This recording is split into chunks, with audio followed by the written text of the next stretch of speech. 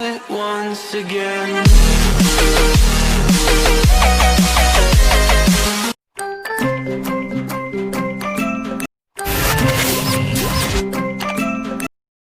अस्सलामुअलैकुम वरहमतुल्लाहि वबरकातुहू।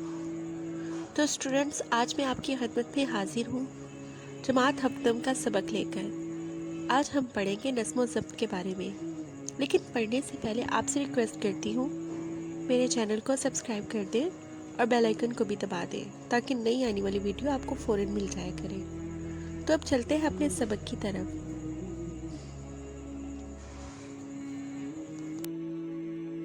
सबसे पहले है नज़्म व ज़ब्त के अल्फाज मायने। आप अपनी किताब खोलें और सबक पढ़ें और जो अल्फाज आपको मुश्किल लगते हैं उनको अंडरलाइन करें और इनके अल्फाज के मायने लिखें। इन अल्फाज मायने को अच्छी तरह याद करें। इनको याद करने से एक तो आपकी इमला दुरुस्त होगी और दूसरा आपको खुलासा लिखने में आसानी भी होगी। खुलासा सबक का निचोड़ होता है और इसे आप अपने अल्फाज में भी बयान कर सकते हैं। अब चलते हैं खुलासे की तरफ। नज़्म व ज़ब्त दो लफ्ज़ों नज़्म और ज़ब्त का मजमुआ है। अपने कामों में किसी कायदे और कानून की पाबंदी करने का नाम नज़्म व ज़ब्त है।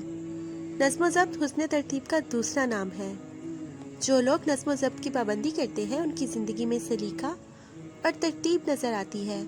वो कामयाब ज़िंदगी गुजारते हैं। इसके बरक्स जो लोग नज़्म व ज़ब्त की पाबंदी नहीं करते उनकी ज़िंदगी बेसलीका और बेतरतीब गुजरती है। नज़्म व ज़ब्त की परवाह ना करने वालों की ज़िंदगी बेसुकूनी और इंतशार का शिकार हो जाती है। अल्लाह ताला का निज़ाम कायनात एक ख़ास तरतीब रखता है। सूरज और चाँद का तुलुओ ग़ुरूब और मौसमों का तग़य्युर और तबद्दुल हमें नज़्म व ज़ब्त का दर्स देता है। परिंदे, जानवर और कीड़े मकोड़े भी नज़्म व ज़ब्त के मुताबिक ज़िंदगी गुजारते हैं। शहद की मक्खियाँ और चुनटियाँ नज़्म व ज़ब्त का बेहतरीन नमूना है। हमारा दीन भी हमें नज़्म व ज़ब्त सिखाता है। नमाज, रोज़ा और हज नज़्म व ज़ब्त का आला नमूना पेश करते हैं। हमारे प्यारे नबी सल्लल्लाहु अलैहि वसल्लम नज़्म व ज़ब्त को बहुत अहमियत देते थे। आप सल्लल्लाहु अलैहि वसल्लम जब नमाज के लिए खड़े होते तो सबसे पहले सफ़े सीधी करवाते।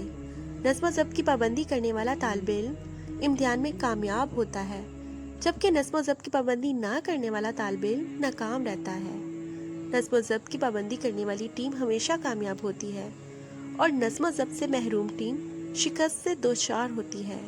जो लोग बस या ट्रेन में सवार होते वक्त नज़्म व ज़ब्त से काम नहीं लेते और कतार नहीं बनाते वो धक्कम पेल और बहस तकरार में उलझ जाते हैं। दुनिया के अजीम लोगों ने नज़्म व ज़ब्त को अपनाए रखा और कामयाबियां हासिल की। हमारे अजीम रहनुमा कायदे आज़म ने नज़्म व ज़ब्त पर बहुत जोर दिया है। वतन की तरक्की के लिए हमें हर हाल में नज़्म व ज़ब्त का सबूत देना होगा। तो डियर स्टूडेंट्स, अगर आप इस खुलासे को अच्छी तरह पढ़ लेते हैं तो आपको पूरे सबक का निचोड़ हासिल हो जाएगा कि इस सबक में क्या बात की गई है। तो आप भी अपनी ज़िंदगी में नज़्म व ज़ब्त को लाजमी आजमाएं। अब यहाँ पर दरसी किताब की मश्क का हल मौजूद है। मुख्तसर जवाबात हैं। नज़्म व ज़ब्त का क्या मफ़हूम है?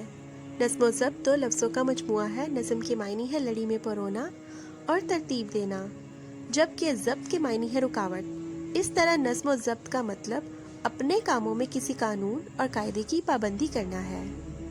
दूसरा सवाल, नज़्म व ज़ब्त की पाबंदी करने के क्या फ़ायदे हैं?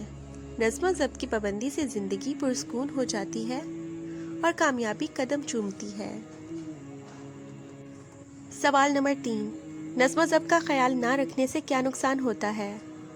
जो लोग नज़्म व ज़ब्त का ख्याल नहीं रखते उनकी ज़िंदगी बेसुकूनी और इंतशार का शिकार हो जाती है और इन्हें ज़िंदगी में कोई कामयाबी हासिल नहीं हो सकती। इनकी ज़िंदगी बेसलीका और बेतरतीब गुजरती है। सवाल नंबर 4, कितार बनाने का क्या फ़ायदा होता है? कितार बनाने से आसानी पैदा होती है, लोग आपस में नहीं उलझते, बहस तकरार नहीं होती। सवाल नंबर 5, कानून की अमलदारी से क्या मुराद है? जवाब, कानून की अमलदारी से मुराद ये है कि मुल्की कवानीन पर अमल किया जाए, मुल्की कवानीन का एहतराम और पासदारी की जाए, कवानीन को माना जाए। सवाल नंबर 6, एक तालिब इल्म बेहतर मनसूबाबंदी से अपने शब रोज़ को किस तरह संवार सकता है? जवाब, ایک طالب علم روزانہ صبح جاگنے، نماز پڑھنے، ورزش کرنے، ناشتہ کرنے، اسکول جانے، واپس آنے، آرام کرنے، کھیلنے اور کام کرنے کے اوقات مقرر کر کے اپنے شب و روز سنوار سکتا ہے۔ نظم و ضبط کی وجہ سے اسے امتحان میں کوئی پریشانی نہیں ہوگی۔ سوال نمبر 7، ہمارا دین ہمیں کس طرح نظم و ضبط کی تعلیم دیتا ہے؟ جواب، ہمارا دین ہمیں مقررہ اوقات میں نماز پنجگانہ کی ادائیگی کر کے، ایک امام کی قیادت میں سب کا ایک ساتھ رکوع و سجود کر کے، رمضان کے مقدس مہینے میں روزے رکھ کر، سحر سے لے کر افطار تک کچھ نہ کھا کر نظم و ضبط کا پیغام دیتا ہے۔ حج کے دنوں میں لاکھوں مسلمانوں کا ایک ہی لباس میں ہونا ہمیں نظم و ضبط کا احساس دلاتا ہے۔ یہ آپ کے سارے سوالوں کے جوابات تھے جو میں نے ابھی پڑھے ہیں۔ آپ ان کو دوبارہ پڑھیں، سنیں اور اچھی طرح یاد کر لیں۔ اب یہاں سے آپ کے دوسرے مشقی سوالات شروع ہوتے ہیں۔ ان کا جواب بھی ان کے ساتھ ہی موجود ہے۔ ان کو بھی آپ اچھی طرح ذہن نشین کریں۔ واحد کے جمع اور جمع کے واحد اپنی کاپی کے اوپر لکھیں اور آپ کی مدد سے تلفظ کو ٹھیک کریں اور ان کو بھی اپنی کاپی پر حل کریں۔ الفاظ متضاد ہیں اور جملوں میں استعمال، یعنی الفاظ معنی کے ساتھ ساتھ جملوں میں استعمال بھی دیا گیا ہے، اس کو بھی آپ اپنی کاپی پر اچھی طرح کریں۔